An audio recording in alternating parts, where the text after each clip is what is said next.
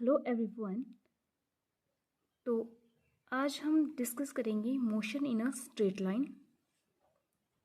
इसमें हम सबसे पहले देखेंगे frame of reference. Frame of reference basically a set of point होता है, ठीक है, जहाँ से हम किसी ऑब्जेक्ट की पोजीशन को जो है मेज़र करते हैं।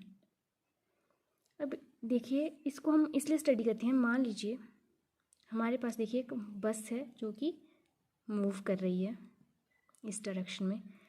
अब इसके अंदर जो पैसेंजर्स बैठे हैं उनको लगता है कि बस जो है रेस्ट पे है, तो इस बस के साथ जो फ्रेम ऑफ रेफरेंस अटैच्ड है, ठीक है, उसके अनुसार क्या है कि जो बस है वो रेस्ट पे है।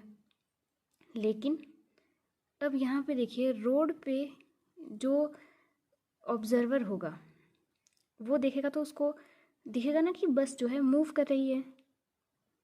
तो यहाँ पे जो फ्रेम ऑफ रेफरेंस है वहाँ से लग रहा है कि बस जो है मूव कर रही है, लेकिन बस के साथ जो फ्रेम ऑफ रेफरेंस है वहाँ से लग रहा है कि बस रेस्ट पे है।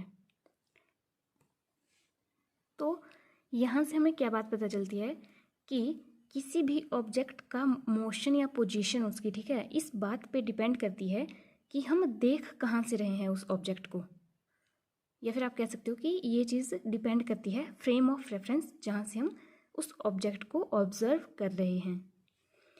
तो अब देखिए जो फ्रेम ऑफ रेफरेंस है दो टाइप्स की हैं, इनर्शियल फ्रेम ऑफ रेफरेंस और दूसरी है non inertial frame of reference, जिसे कि एक्सेलरेटेड फ्रेम ऑफ रेफरेंस भी बोला जाता है। अब देखिए दोनों में डिफरेंस क्या है।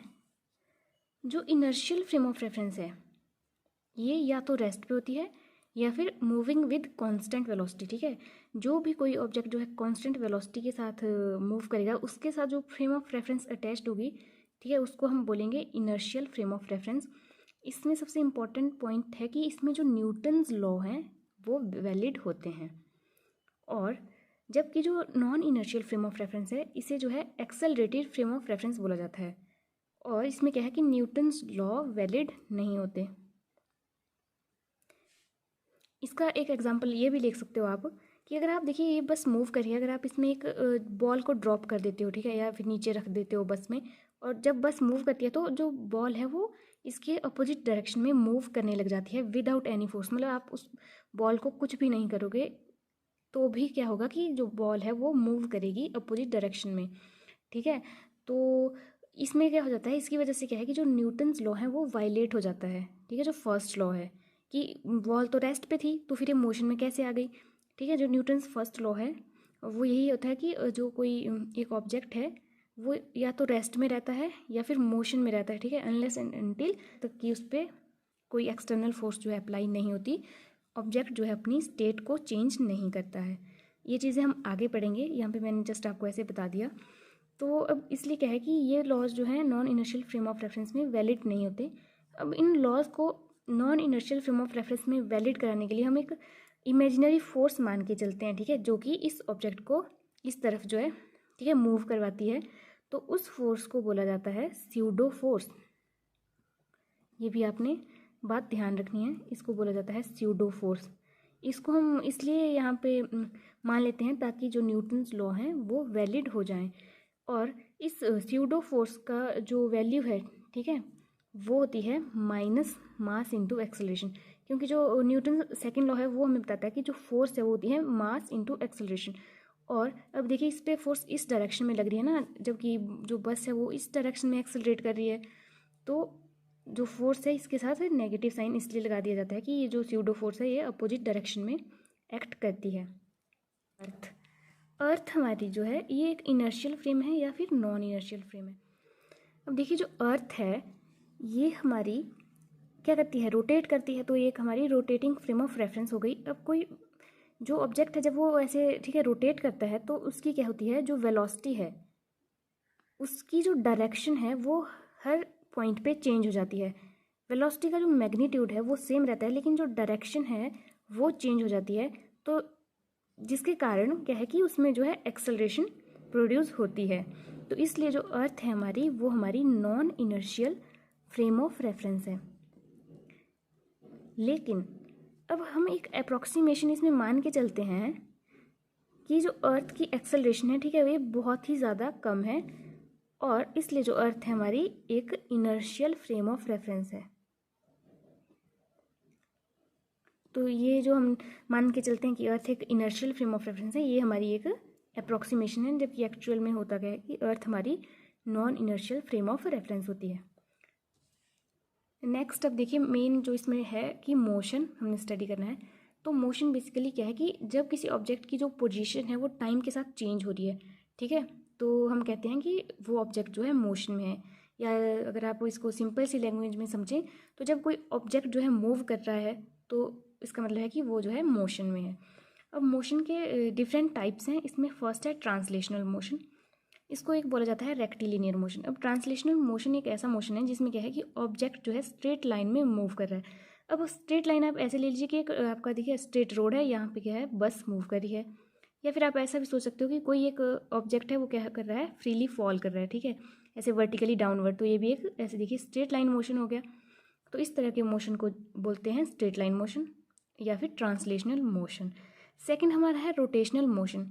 रोटेशनल मोशन में क्या हुआ कि एक हमारी एक्सिस होगी, उसके अराउंड सर्कुलर मोशन में जो है ऑब्जेक्ट मूव करेगा। ये जो सर्कुलर मोशन मैंने यहाँ पे सर्कल बनाया है, यहाँ पे क्या है कि ऑब्जेक्ट जो है मूव कर रहा है इस पर्टिकुलर एक्सिस के अराउंड, ठीक है, इसको बोला जाता है axis of rotation.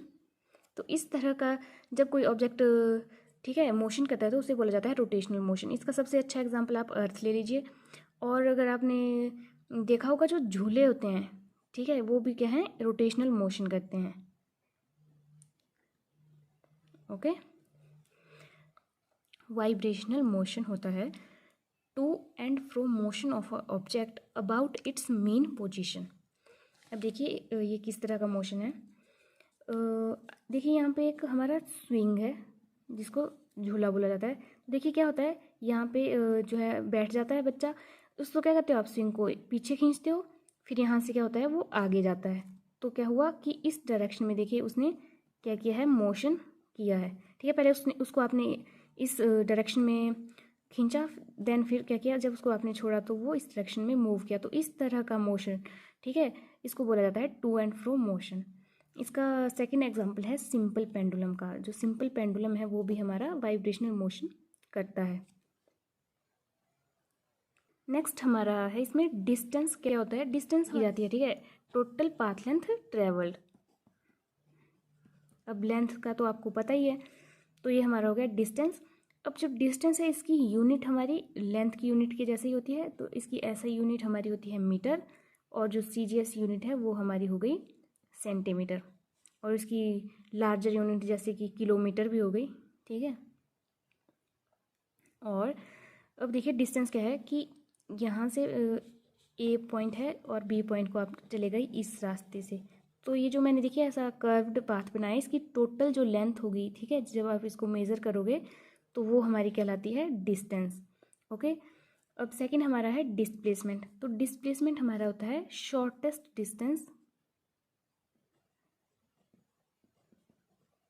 Between initial position and final position. जैसे ये इनिशियल पोजीशन है, यहाँ से कोई, ठीक है, यहाँ से कोई इधर जा रहा है B तक, तो यहाँ से यहाँ का जो शॉर्टेस्ट डिस्टेंस होगा उसको बोला जाता है डिस्प्लेसमेंट। तो इस केस में डिस्प्लेसमेंट क्या हो जाएगी, यहाँ से ये वाला सबसे जो है चली गई गलत ऐसे, ठीक है, ये बन गया हमारा A to B, जो मैंने ये स्ट्रेट लाइन दी ये हमारा शॉर्टेस्ट डिस्टेंस हो गया, तो ये हमारी क्या कहलाई, डिस्प्लेसमेंट। इसकी यूनिट भी सेम होती है डिस्टेंस की तरह ही। इसमें हम डिफरेंस देखते हैं कि क्या डिफरेंस इनमें होता है। तो जो डिस्टेंस है वो हमारी स्केलर क्वांटिटी है, ठीक है, इसका क्या कि ये इसकी कोई डायरेक्शन नहीं है, इसका मैग्नीट्यूड होता है। और जो डिस्प्लेसमेंट है ये हमारी वेक्टर क्वांटिटी है। सेकंड, जो डिस्टेंस है हमारा ये हमेशा पॉजिटिव होता है, इसकी वैल्यू हमेशा पॉजिटिव होती है। आप ऐसा नहीं कह सकते कि डिस्टेंस जो है नेगेटिव है। और जो हमारी डिस्प्लेसमेंट है ये हमारी पॉजिटिव भी हो सकती है, ज़ीरो भी हो सकती है इसकी वैल्यू, और नेगेटिव भी हो सकती है, ठीक है। इसका मैं आपको बताऊंगी कि ऐसा क्यों होता है। एक और है इसमें कि जो हमारा डिस्टेंस है वो हमेशा जो है ग्रेटर देन इक्वल टू होता है डिस्प्लेसमेंट, ठीक है। अब यहाँ पे देखिए अब यहाँ पे देखिए कि एक हमारा पाथ है, ठीक है। अब आपने क्या किया कि यहाँ से आप चले यहाँ तक, ओके। तो ये टोटल हमारा डिस्टेंस है, देखिए, और टोटल है हमारा ये 10 मीटर, ठीक है। सेकंड इसमें एक है कि आपने क्या किया, आप A to B गए, देन आप C तक वापस आए, ठीक है। आप यहाँ गए पूरे, फिर देन आप वापस आ गए C तक। अब इस केस में जो डिस्टेंस है C क्या है, यहाँ पे देखिए सेंटर पॉइंट है, तो यहाँ से C का डिस्टेंस है 5 मीटर और यहाँ से इधर भी क्या है 5 मीटर। अब देखिए जो टोटल डिस्टेंस इस केस में हुआ A to B then B to C, ये हमारा टोटल हो गया 10 + 5 15 मीटर। अब हम देखेंगे डिस्प्लेसमेंट, तो हमारी इनिशियल पोजीशन थी A और फाइनल पोजीशन हमारी कौन सी है C। तो टोटल देखिए यहाँ पे 0 होगा और यहाँ पे कितना है 5 मीटर। तो हमारा देखिए इस केस में जो डिस्प्लेसमेंट है वो हमारी आ गई 5 - 0, final position minus initial position, तो ये हमारे आ गया 5 मीटर। अब देखिए इस केस में क्या हुआ कि डिस्टेंस हमारा ग्रेटर आया और डिस्प्लेसमेंट कम। अब सेकंड हम इसमें देखते हैं कि डिस्प्लेसमेंट 0 कैसे आती है। अब यहीं पे देख लीजिए कि अगर कोई पर्सन A to B जाता है और अगेन क्या है कि वो A तक वापस आ जाता है, ठीक है, यहाँ से ऐसे गया और वापस फिर से A पॉइंट पे आ गया। तो अब देखिए इस केस में आपका डिस्टेंस कितना आया, 10 उसने इस साइड ट्रेवल किया और 10 जो है अगेन वापस उसने ट्रेवल किया, तो डिस्टेंस हमारा आ गया 20 मीटर। और डिस्प्लेसमेंट हमारी इस केस में कितनी आई, initial position minus final position. तो अब इनिशियल और फाइनल पोजीशन दोनों सेम है, तो 0 - 0 कितना आ गया, 0 ही आ गया। तो इस केस में हमारी डिस्प्लेसमेंट जो है 0 आ गई। अब देखेंगे कि डिस्प्लेसमेंट नेगेटिव कब आती है। अब यहाँ पे अगर आप बोलोगे कि यहाँ पे जो टोटल डिस्टेंस है, अब यहाँ पे अगर कोई पर्सन है वो यहाँ से जो है C पॉइंट से A पॉइंट के लिए आ रहा है, तो इस केस में क्या होगा कि देखिए डिस्प्लेसमेंट हमारी आ जाएगी 0 - 5 = 5 मीटर। तो -5 मीटर एक्चुअली क्या है कि ये जो साइन है ये हमें डायरेक्शन बताता है। देखिए इस डायरेक्शन में जब कोई ऑब्जेक्ट मूव कर रहा है तो क्या हो गया, उसकी डायरेक्शन अपोजिट हो गई, तो इसको मान के चलते हैं कि नेगेटिव डिस्प्लेसमेंट हुई। और डिस्टेंस इस केस में 5 ही होगा, लेकिन जो डिस्प्लेसमेंट है वो -5 आएगी। नेक्स्ट इसमें है स्पीड। तो स्पीड हमारी होती है डिस्टेंस अपॉन टाइम, ठीक है। किसी बॉडी की जो स्पीड है, ठीक है, कोई ऑब्जेक्ट जो है मूव कर रहा है तो उसकी स्पीड अगर आपको बतानी है तो आप उसको कैसे बताओगे, डिस्टेंस अपॉन टाइम, ठीक है।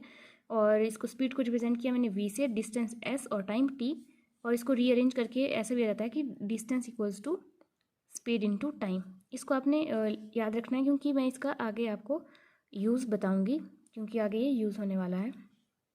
नेक्स्ट इसमें आ जाता है एवरेज स्पीड। तो जो एवरेज स्पीड है वो होती है total distance travelled upon total time, ठीक है। तो अब देखिए ये तो आपको वैसे पता ही होगा, लेकिन इसमें फार्मूलाज जो मैं बताऊंगी ये जो है टैट में यहाँ से क्वेश्चन आता है, ठीक है। कई बार फार्मूला पूछ लिया गया होता है या फिर कई बार जो है क्वेश्चन आ जाता है सॉल्व करने के लिए। तो इसमें क्या है कि V एवरेज देखिए क्या है कि अगर आपके पास टोटल डिस्टेंस हमारा S है और उसमें क्या है कि S1 जो है इतना डिस्टेंस मान लीजिए और S2 ये वाला डिस्टेंस मान लीजिए, ठीक है। तो मतलब दो पार्ट्स में इसको डिवाइड कर दिया। तो अब देखिए यहाँ से यहाँ जो इसकी स्पीड है, ठीक है, किसी ऑब्जेक्ट की, वो V1 है और इस पॉइंट से इस पॉइंट तक क्या है V2 स्पीड है। तो V एवरेज हमारी आ जाएगी, टोटल डिस्टेंस हमारा क्या है S1 + S2, और नीचे क्या आना चाहिए टोटल टाइम, टाइम आना चाहिए T1 टाइम इसके लिए और T2 टाइम इस डिस्टेंस के लिए। तो देखिए अब मैंने पीछे आपको बताया कि जो हमारा डिस्टेंस है वो होता है हमारा स्पीड इनटू टाइम, और हमें टाइम चाहिए तो टाइम आ जाएगा डिस्टेंस अपॉन स्पीड, ठीक है। अब T1 जब हम टाइम निकालेंगे तो आ जाएगा S1 अपॉन V1, वही मैंने यहाँ पे लिखा है, ठीक है। तो ये आपने ध्यान रखना है इस फॉर्मूले का। अब ये जो सेकंड फॉर्मूला है ये क्या है कि जब आपका जो डिस्टेंस है वो इक्वल है, ठीक है, उसने V1 स्पीड जब थी या T1 जब टाइम था, ठीक है, तब उसने S1 जो डिस्टेंस ट्रेवल किया वो जो है S2 डिस्टेंस के बराबर है। तो S1 हमारा S2 के बराबर है, तो ये हमारा हो गया S, ठीक है। तो जब हम इसको यहाँ पे सब्सटीट्यूट करते हैं तो हमारा आ जाता है 2V1 V2 upon V1 + V2। तो ये भी जो है आपने नोट कर लेना है। नेक्स्ट हमारा है जब हमारे पास क्या है कि वेलोसिटीज स्पीड डिफरेंट है v1 v2 v3, ठीक है, 3 स्पीड्स मैंने ली हैं। तो मतलब क्या है कि ऐसे मान लीजिए कि देखिए यहाँ से यहाँ जो डिस्टेंस था उसको ट्रैवल करने के लिए v1 स्पीड है, और यहाँ से यहाँ v2, और इधर से यहाँ तक v3, ऐसे मान लीजिए ABCD, ठीक है।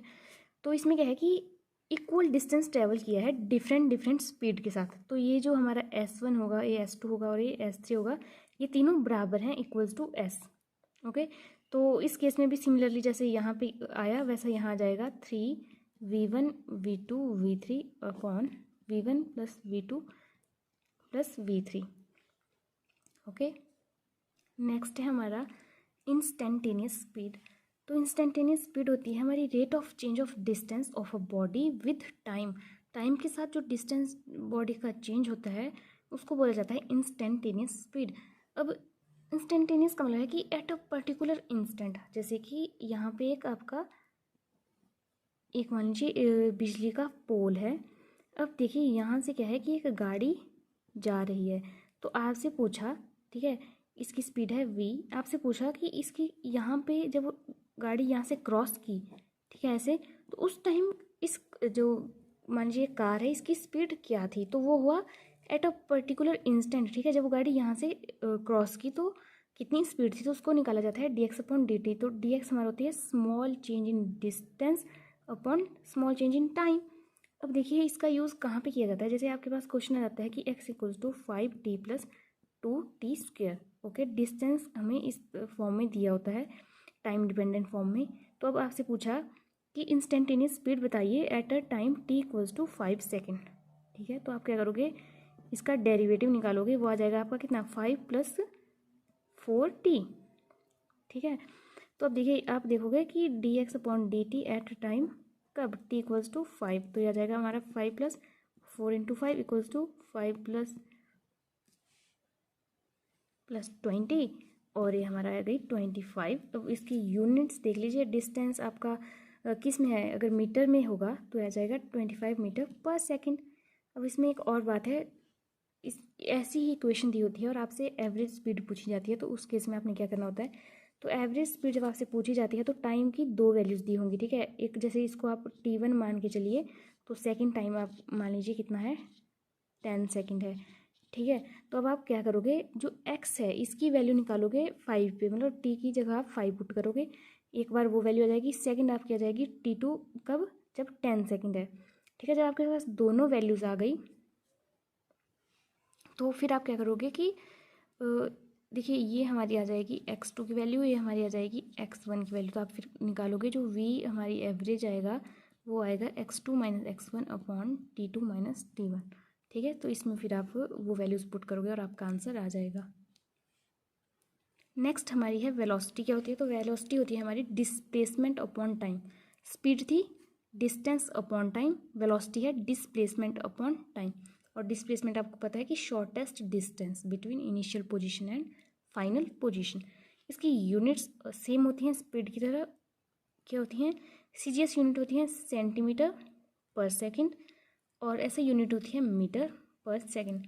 और डायमेंशनल फॉर्मूला होता है इसका LT-1। अब इन दोनों में क्या डिफरेंस है, तो जो हमारी स्पीड है वो स्केलर क्वांटिटी है, और जो वेलोसिटी है ये हमारी होती है वेक्टर क्वांटिटी है। वेक्टर क्वांटिटी क्यों हो गई, देखिए क्योंकि इसमें डिस्प्लेसमेंट का यूज़ हो रहा है, और डिस्प्लेसमेंट में हमारी क्या है, एक वेक्टर क्वांटिटी है। और नेक्स्ट इसमें आ जाती है एवरेज वेलोसिटी। तो एवरेज वेलोसिटी हमारी होती है total displacement upon total time. तो इसका हमारा फॉर्मूला आ जाएगा v average equals to x2 minus x1 upon t2 minus t1। Okay, और इसमें एक और फॉर्मूला जाता है, जब कांस्टेंट एक्सेलरेशन से कोई बॉडी जो है मूव कर रही होती है, तो v एवरेज हमारी आ जाती है average of the velocity of initial and final position, ठीक है। तो एवरेज ऐसे भी आती है ना कि दो हमारी वेलोसिटी है, देखिए स्टार्टिंग जो हमारी वेलोसिटी है वो u है, और लास्ट में जो वेलोसिटी थी v है। तो इस तरह से भी जो है v एवरेज निकाली जाती है, u plus v by 2। Next इसमें है इंस्टेंटेनियस वेलोसिटी। ये हमारी होती है rate of change of displacement. वहाँ पे स्पीड के केस में क्या था, डिस्टेंस, इसमें है displacement of the body with time. Okay, ये भी हमारी आ जाती है dx/dt, v instantaneous. Okay, next इसमें है एक्सेलरेशन। तो एक्सेलरेशन हमारी होती है change in velocity of a body with respect to time. Time के साथ उसकी वेलोसिटी में क्या चेंज हो रहा है उसको बोला जाता है एक्सेलरेशन। ओके, इसकी यूनिट्स क्या क्या हैं, इसकी SI यूनिट होती है हमारी मीटर पर सेकेंड स्क्वायर, और CGS यूनिट होती है सेंटीमीटर पर सेकेंड स्क्वायर। डायमेंशनल फॉर्मूला इसका हो जाएगा हमारा LT-2। ओके, फिर इसमें बात है कि यूनिफॉर्म एक्सेलरेशन। यूनिफॉर्म एक्सेलरेशन का मतलब है कि जब बॉडी जो है जैसे फिक्स्ड इंटरवल मान लीजिए यहाँ से यहाँ, तो यूनिफॉर्म एक्सेलरेशन का मतलब है कि इसकी जो एक्सेलरेशन है बॉडी की, जब बॉडी A टू B जा रही है या B से C, तो वो क्या है, सेम है थ्रू आउट। ठीक है, इस पाथ में क्या है कि एक्सेलरेशन सेम है। तो उसका मतलब है कि यहाँ पे वेलोसिटी देखिए V2 होगी, यहाँ पे V1, और यहाँ पे क्या हो जाएगी V3। तो अब देखिए इनका जब आप डिफरेंस निकालोगे, ठीक है, ऐसे निकालोगे acceleration change in velocity upon time, तो यहाँ पे भी सेम आएगा और यहाँ पे भी सेम आएगा। ठीक है, तो इसका मतलब है कि जो बॉडी है उसकी वेलोसिटी जो है कंटिन्यूसली क्या हो रही है, इंक्रीज हो रही है। नेक्स्ट है नॉन यूनिफॉर्म एक्सेलरेशन। जब क्या है उसकी एक्सेलरेशन जो है कांस्टेंट नहीं होगी, मतलब सेम नहीं होगी। जब कोई एक ऑब्जेक्ट जो है मूव कर रहा होगा तो वो उसकी फिर नॉन यूनिफॉर्म एक्सेलरेशन हो गई। फिर नेक्स्ट है एवरेज एक्सेलरेशन, इसको रिप्रेजेंट करते हैं del V/Δt। फिर नेक्स्ट है इंस्टेंटेनियस एक्सेलरेशन। तो इंस्टेंटेनियस एक्सेलरेशन भी कैसे होगी, dV/dt, और इसको ऐसे भी निकाल सकते हो आप d²x/dt²। तो इसका सिंपली यूज़ कब होता है, जब आपके पास इस तरह की इक्वेशन दी होती है। अगर आपके पास ऐसे दिया हो, ठीक है, x = 5t + 3t²। ओके, इस तरह की जब आपके पास इक्वेशन दी होगी तो आप क्या कर सकते हो, इंस्टेंटेनियस एक्सेलरेशन फाइंड आउट कर सकते हो। तो अगर आपके पास देखिए ये किस चीज़ की इक्वेशन हो गई, डिस्प्लेसमेंट की, तो यहाँ से आप क्या कर सकते हो, एक्स की ये वाली चीज़ निकाल दोगे। और कई बार आपके पास ऐसे दिया होगा v = 5t, या इस तरह से। ठीक है, तो इस तरह की जब आपके पास इक्वेशन दी होगी तो आप इंस्टेंटेनियस एक्सेलरेशन निकाल सकते हो। साथ में फिर आपको क्या होगी, टाइम की वैल्यू भी दी होगी। लास्ट जो हम इसमें देखने वाले हैं वो है equations of motion of uniformly accelerated motion, कि जब आपका मोशन जो है यूनिफॉर्मली एक्सेलरेटेड होगा तो जो इक्वेशंस हैं, ठीक है, वो कौन कौन सी हैं। तो फर्स्ट है हमारी v = u + at। सेकेंड हमारी होती है v, क्या है हमारी यहाँ पे फाइनल वेलोसिटी, u हमारी होती है इनिशियल वेलोसिटी, a हमारी एक्सेलरेशन है, और t टाइम है। सेकेंड है हमारे पास s = ut + ½ at²। यहाँ पे s हमारा क्या है, ये हमारा डिस्टेंस है, और u अगेन यहाँ पे इनिशियल वेलोसिटी है, t टाइम है, और यहाँ पे a एक्सेलरेशन। एक्चुअली इनका यूज़ कब किया जाता है, देखिए जब अगर आपके पास इनिशियल वेलोसिटी दी गई हो, ठीक है, और आपके पास क्या है कि एक्सेलरेशन दी गई हो, तो आप डिस्टेंस निकाल सकते हो। ओके, या फिर जैसे यहाँ पे क्या है कि जब आपके पास वेलोसिटी दी गई हो, इनिशियल वेलोसिटी की वैल्यू दी गई होगी और एक्सेलरेशन की वैल्यू दी गई होगी और टाइम की, तो आप क्या है फाइनल वेलोसिटी भी निकाल सकते हो। इस तरह से इनको यूज़ किया जाता है कि आपके पास कौन सी क्वांटिटीज़ दी गई हैं और आपको क्या फाइंड आउट करना है, तो इनको अप्लाई किया जाता है। थर्ड है v² - u² = 2as। ओके, इसमें एक और इक्वेशन होती है distance travelled in nth second.